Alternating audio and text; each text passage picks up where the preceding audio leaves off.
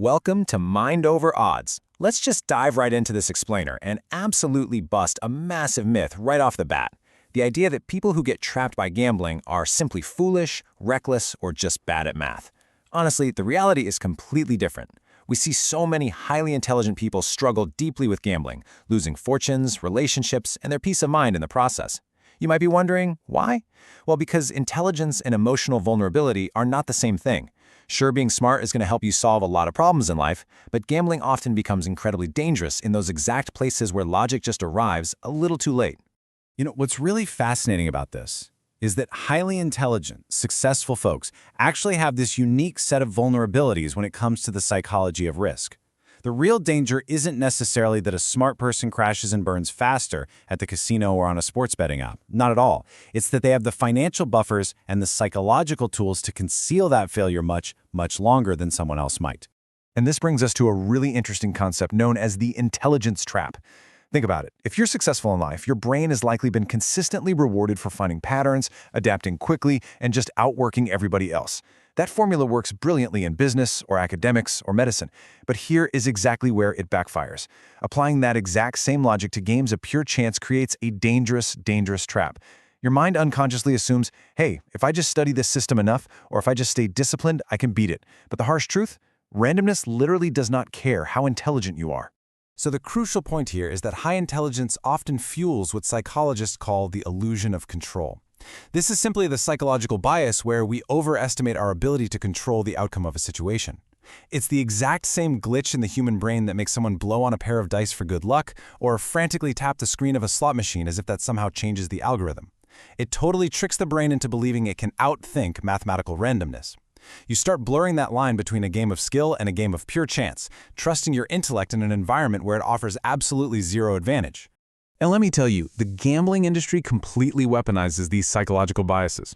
They design environments specifically engineered to disconnect you from time and heighten that false sense of control. Have you ever noticed there are no clocks or windows? That's so you lose track of the hours. They use maze-like layouts to force you past more games. They use soft, warm lighting to create this soothing, almost womb-like space to reduce your decision fatigue. It is a carefully crafted behavioral experiment designed to separate you from your money. And spoiler alert, it works incredibly well. To really understand why this works on all of us, we have to look at the brain. Researchers once measured dopamine levels in monkeys who were given juice after pulling a lever. What they found was completely counterintuitive, but so revealing. The massive dopamine rush didn't actually come from getting the juice, the win itself. It came from the anticipation of pulling the lever. It's the hope for the reward that creates the chemical high in your brain, not just the reward itself. Whether it's a physical slot machine in Vegas or just a digital betting app in your pocket, this concept is applied through something psychologists call variable ratio reinforcement. That's really just a fancy way of saying delivering unpredictable rewards. By serving up a totally random schedule, maybe a small win here, maybe a near miss there that feels almost like a win, the system creates the most powerful, addictive habit loops known to behavioral psychology. This unpredictable schedule is exactly what hooks the human brain, completely regardless of your IQ score or how much you know about probability. All right, let's talk about how our own ego traps us here. Successful individuals are so used to competence that they view struggling with gambling as a failure of intelligence rather than what it actually is, a psychological trap. This creates a really painful internal narrative of, come on, I'm too smart for this. I should be able to handle this on my own. That ego ties their self-worth to solving problems independently, which just creates intense, overwhelming shame when they realize they're actually losing control. And because of that ego and that shame, really smart people use their analytical skills to build these deeply sophisticated justifications for their losses. We call this the architecture of rationalization. Instead of just admitting they're losing, they use technical excuses to protect the habit. They blame bad variance. They cite small sample sizes. They actually convince themselves they are simply due for a win, as if the math actually cares. They are wrapping impulsive, emotional behavior in highly intellectual, logical-sounding excuses. The absolute truth is that bad gambling decisions rarely happen calmly. In the heat of the moment, whether you're driven by stress, boredom, loneliness, or even euphoria, emotion grabs the steering wheel. Your IQ literally steps out of the room. It's only afterward that your intelligence returns, sitting right there in the passenger seat, acting as the storyteller to make up rationalizations after the crash. You might tell yourself, well, I had a strategy, or It was only temporary. The mind is brilliant at storytelling, but usually only after the damage is already done. As we piece together this psychological puzzle, we really start to see the tragedy of the intelligence trap. The brilliant mind is just way too busy trying to crack the system, trying to build a better prediction model rather than doing what it actually needs to do, building a protection model for the individual. The intellect literally gets in the way of simply walking away. We are going to talk about how to regain that control and build that protection model in just a moment. But as we reach the halfway point of this explainer, I want to clearly, calmly, and empathetically state that if you or someone you know struggles with compulsive or problem gambling, free help is available 24 hours a day by calling 1-800-GAMBLER. You don't have to figure this out in isolation, and reaching out is an act of absolute clarity, not weakness. In fact, making that call or reaching out for any support is a strategic bypass of a compromised psychological system. We really like to think we gamble using logic, math, and discipline, but the reality? We gamble using emotion, stress, and dopamine. Recognizing this mismatch is the absolute first step toward genuine control, because you cannot outthink a biological dopamine loop. You literally have to step outside of it. Now, one of the biggest barriers to making that call for help is compartmentalization. Highly functioning individuals often use their career success and their financial resources to just absorb those initial losses. They compartmentalize their lives, maintaining this flawless public facade while dealing with a massive hidden loss in private. This ability to absorb the financial hit allows them to conceal the emotional and psychological damage for far, far longer than others ever could. And keeping up that concealment is often fueled by cognitive biases like recency bias.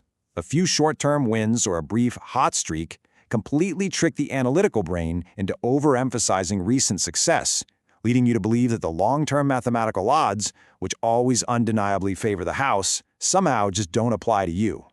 But here's the hard truth: they always do. It just fuels the illusion of control in an environment that is governed entirely by chance. So what actually protects people from these carefully engineered traps? Well, the research is crystal clear. It isn't a higher IQ. What protects you is cultivating humility, self-awareness, and profound emotional regulation. It is recognizing that raw intellect is completely useless if your emotions are in the driver's seat. We have to learn to manage the mind, not just the math.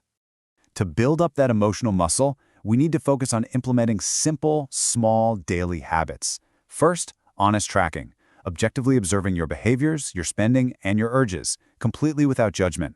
Second, taking a pause, intentionally inserting time between the urge to gamble and the action itself. And third, setting firm, uncrossable boundaries before you are ever in the heat of the moment. You got to make the rules when you're calm, not when you're tilted. A really fantastic trick for this is something Benjamin Franklin actually called moral algebra. It's this incredibly slow, systematic approach to decision-making where you weigh the pros and cons over several days. By forcing yourself to slow down, you completely bypass what psychologists call hot cognition, those emotionally charged, highly reactive decisions you make in the heat of the moment. You give your rational brain the time it needs to catch up and assess the actual risk, totally free from the influence of casino lighting or app notifications. All of this rolls up into what we call the protection model. By actively practicing intellectual humility, which just means admitting you cannot beat a random system, and using daily habits like mindfulness and self-distancing, you learn how to take a step back. You observe your impulses objectively. You stop trying to outsmart an environment that has been mathematically and psychologically designed to beat you, and you finally start protecting yourself instead. Just remember, gambling consistently punishes arrogance and rewards limits. You are not disqualified from struggle just because you're intelligent, and you're not permanently trapped just because you stumbled. True power comes from knowing yourself and regulating your responses. Control your emotions, control your outcomes. But I want to leave you with this final provocative question to ask yourself today. Are you currently playing to win, or are you really just paying for the anticipation of the spin? If you found this explainer valuable, please like, share, comment, and subscribe to help us reach more people. Thank you so much for listening, and stay grounded.